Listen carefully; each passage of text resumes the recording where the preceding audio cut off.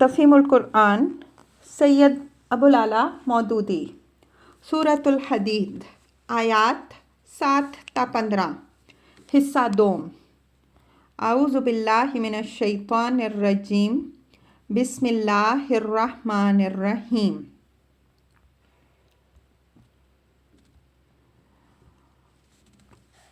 من ذا الذی یقرض اللہ قرضا حسنا، کون ہے جو اللہ کو قرض دے ایک اچھا قرض، فَيُضَاعِفَهُ لَهُ، تاکہ اللہ اسے کئی گنا بڑھا کر واپس کرے، وَلَهُ أَجْرٌ کریم، اور اس کے لیے بہترین اجر ہے۔ تفسیر۔ یہ اللہ تعالیٰ کی شان کریمی ہے کہ آدمی اگر اس کے بخشے ہوئے مال کو اسی کی راہ میں صرف کرے تو اسے وہ اپنے ذمے قرض قرار دیتا ہے، بشرطے کہ وہ قرض حسن اچھا قرض ہو، یعنی خالص نیت کے ساتھ کسی ذاتی غرض کے بغیر دیا جائے، کسی قسم کی ریاکاری اور شہرت و ناموری کی طلب اس میں شامل نہ ہو، اسے دیکھ کر کسی پر احسان نہ جتایا جائے، اس کا دینے والا صرف اللہ کی رضا کے لیے دے اور اس کے سوا کسی کے اجر اور کسی کی خوشنودی پر نگاہ نہ رکھے۔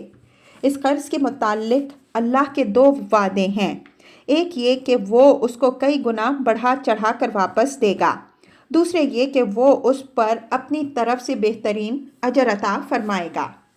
حدیث میں حضرت عبداللہ بن مسعود رضی اللہ عنہ کی روایت ہے کہ جب یہ آیت نازل ہوئی تو حضور صلی اللہ علیہ وآلہ وسلم کی زبان مبارک سے لوگوں نے اس کو سنا تو حضرت ابو دحداء انصاری رضی اللہ عنہ نے عرض کیا، یا رسول اللہ صلی اللہ علیہ وآلہ وسلم، کیا اللہ تعالیٰ ہم سے قرض چاہتا ہے؟ حضور صلی اللہ علیہ وآلہ وسلم نے جواب دیا، ہاں اے ابو دحداء۔ انہوں نے کہا، ذرا اپنا ہاتھ مجھے دکھائیے۔ آپ صلی اللہ علیہ وآلہ وسلم نے اپنا ہاتھ ان کی طرف بڑھا دیا۔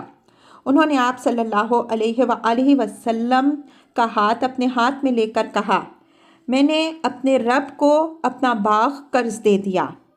حضرت عبداللہ بن مسعود رضی اللہ عنہ فرماتے ہیں کہ اس باغ میں کھجور کے 600 درخت تھے، اسی میں ان کا گھر تھا، وہیں ان کے بال بچے رہتے تھے۔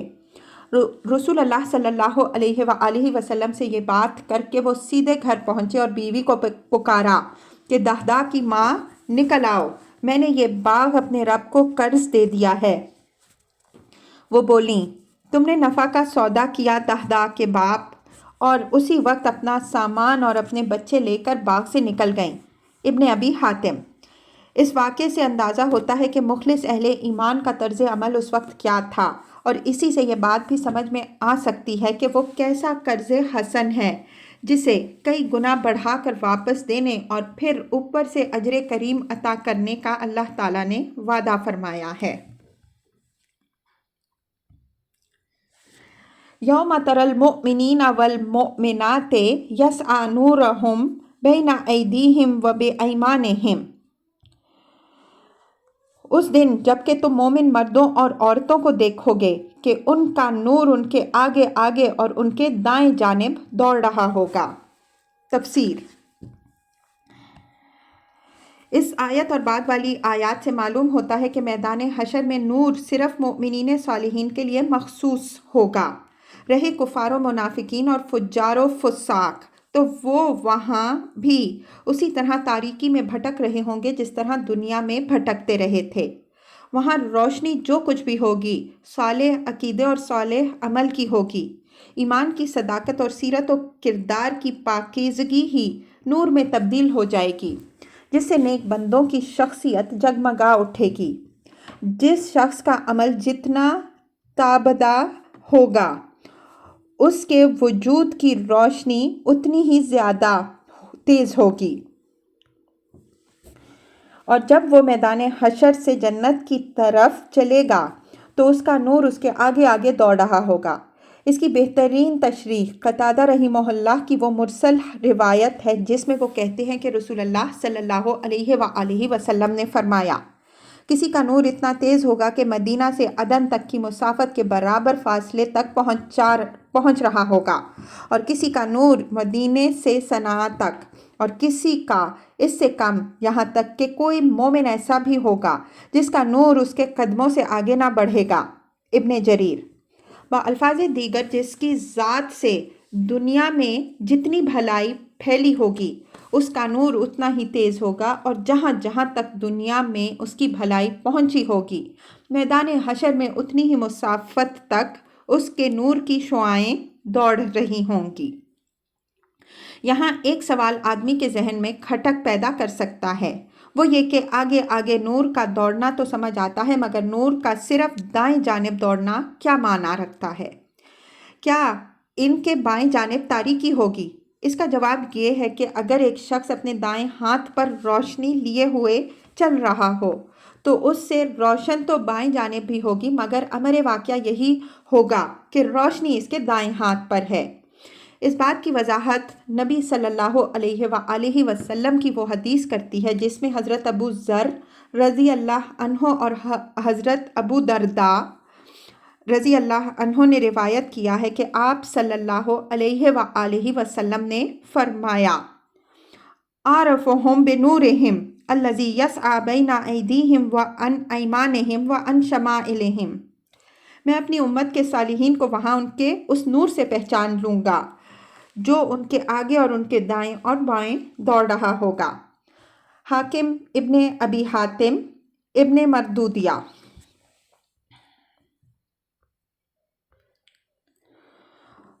بشراکم الیوم جنات تجری من تحتها الانہار خالدین فیہا۔ ان سے کہا جائے گا کہ آج بشارت ہے تمہارے لیے، جنتیں ہوں گی جن کے نیچے نہریں بہہ رہی ہوں گی، جن میں وہ ہمیشہ رہیں گے۔ ذالک ھو الفوز العظیم، یہی ہے بڑی کامیابی۔ یوم یقول المنافقون والمنافقات للذین آمنوا انظرونا نقتبس من نورکم۔ اس روز منافق مردوں اور عورتوں کا حال یہ ہوگا کہ وہ مومنوں سے کہیں گے، ذرا ہماری طرف دیکھو تاکہ ہم تمہارے نور سے کچھ فائدہ اٹھائیں۔ تفسیر۔ مطلب یہ ہے کہ اہل ایمان جب جنت کی طرف جا رہے ہوں گے تو روشنی ان کے آگے ہوگی اور پیچھے منافقین اندھیرے میں ٹھوکریں کھا رہے ہوں گے۔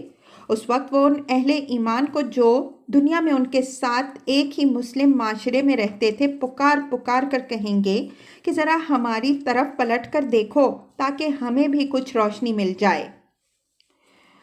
قیل ارجعوا وراءکم فالتمسوا نورا، مگر ان سے کہا جائے گا کہ پیچھے ہٹ جاؤ، اپنا نور کہیں اور تلاش کرو۔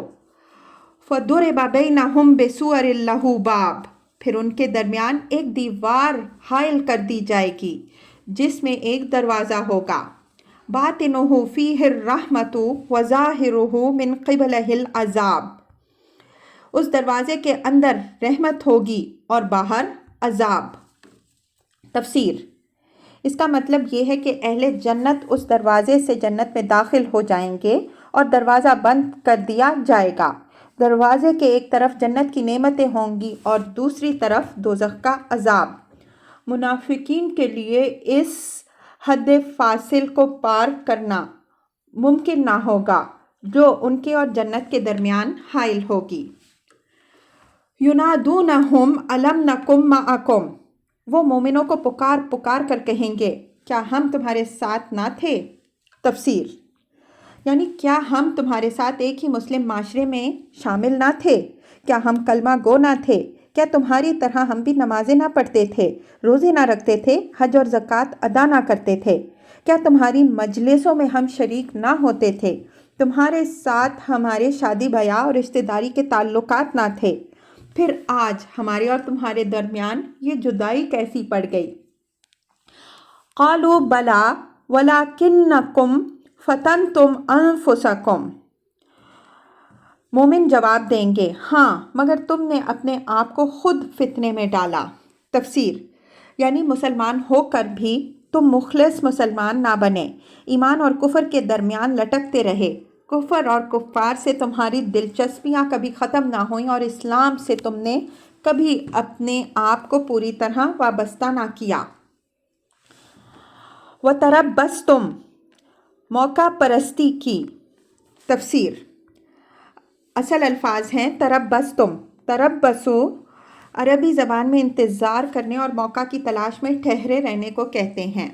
جب کوئی شخص دو راستوں میں سے کسی ایک راستے پر جانے کا قطعی فیصلہ نہ کرے بلکہ اس فکر میں کھڑا ہو کے جدھر جانا مفید ہوتا نظر آئے اسی طرف چل پڑے تو کہا جائے گا کہ وہ تربصوں میں مبتلا ہے۔ منافقین نے کفر و اسلام کی کشمکش کے اس نازک دور میں یہی رویہ اختیار کر رکھا تھا۔ وہ نہ کھل کر کفر کا ساتھ دے رہے تھے، نہ پورے اطمینان کے ساتھ اپنی طاقت اسلام کی نصرت و حمایت میں صرف کر رہے تھے۔ بس اپنی جگہ بیٹھے یہ دیکھ رہے تھے کہ اس قوت آزمائی میں آخر کار پلڑا کدھر جھکتا ہے، تاکہ اسلام کامیاب ہوتا نظر آئے تو اس کی طرف جھک جائیں، اور اس وقت مسلمانوں کے ساتھ کلمہ گوئی کا تعلق ان کے کام آئے، اور کفر کو غلبہ حاصل ہو تو اس کے حامیوں سے جا ملیں، اور اسلام کی طرف سے جنگ میں کسی قسم کا حصہ نہ لینا اس وقت ان کے حق میں مفید ثابت ہو۔ وَارْتَبْتُمْ، شک میں پڑے رہے۔ تفسیر۔ اس سے مراد مختلف قسم کے شکوک ہیں جو ایک منافق کو لاحق ہوتے ہیں اور وہی اس کی منافقت کا اصل سبب ہوا کرتے ہیں۔ اسے خدا کی ہستی میں شک ہوتا ہے، رسول کی رسالت میں شک ہوتا ہے، قرآن کے کتاب اللہ ہونے میں شک ہوتا ہے، آخرت اور وہاں کی باز پرس اور جزا و سزا میں شک ہوتا ہے، اور اس امر میں شک ہوتا ہے کہ حق اور باطل کا یہ جھگڑا واقعی کوئی حقیقت میں رکھتا ہے یا یہ سب محض ڈھکوسلے ہیں، اور اصل چیز بس یہ ہے کہ خوش باش دمے کی زندگانی این است۔ کوئی شخص جب تک ان شکوک میں مبتلا نہ ہو وہ کبھی منافق نہیں ہو سکتا۔ وَغَرَّتْكُمُ الْأَمَانِيُّ حَتَّىٰ جَاءَ أَمْرُ اللَّهِ، اور جھوٹی توقعات نے تمہیں فریب میں رکھا یہاں تک کہ اللہ کا فیصلہ آ گیا۔ تفسیر۔ اس کے دو معنی ہو سکتے ہیں، ایک یہ کہ تم کو موت آ گئی اور مرتے دم تک تم اس فریب سے نہ نکلے، دوسرے یہ کہ اسلام کو غلبہ نصیب ہو گیا اور تم تماشا دیکھتے رہ گئے۔ وَغَرَّكُمْ بِاللَّهِ الْغُرُورُ، اور آخر وقت تک وہ بڑا دھوکے باز تمہیں اللہ کے معاملے میں دھوکہ دیتا رہا۔ تفسیر۔ مراد ہے شیطان۔ فَالْيَوْمَ لَا يُؤْخَذُ مِنْكُمْ فِدْيَةٌ وَلَا مِنَ الَّذِينَ كَفَرُوا، لہٰذا آج نہ تم سے کوئی فدیہ قبول کیا جائے گا اور نہ ان لوگوں سے جنہوں نے کھلا کھلا کفر کیا تھا۔ تفسیر۔ یہاں اس امر کی تصریح ہے کہ آخرت میں منافق کا انجام وہی ہوگا جو کافر کا ہوگا۔ مَأْوَاكُمُ النَّارُ، تمہارا ٹھکانہ جہنم ہے، ہِیَ مَوْلَاكُمْ، وہی تمہاری خبر گیری کرنے والی ہے۔ تفسیر۔ اصل الفاظ ہیں ہِیَ مَوْلَاكُمْ، دوزخ ہی تمہاری مولا ہے۔ اس کے دو مطلب ہو سکتے ہیں، ایک یہ کہ وہی تمہارے لیے موزوں جگہ ہے، دوسرا یہ کہ اللہ کو تو تم نے اپنا مولا بنایا نہیں کہ وہ تمہاری خبر گیری کرے، اب تو دوزخ ہی تمہاری مولا ہے، وہی تمہاری خوب خبر گیری کرے گی۔ وَبِئْسَ الْمَصِيرُ، اور یہ بدترین انجام ہے۔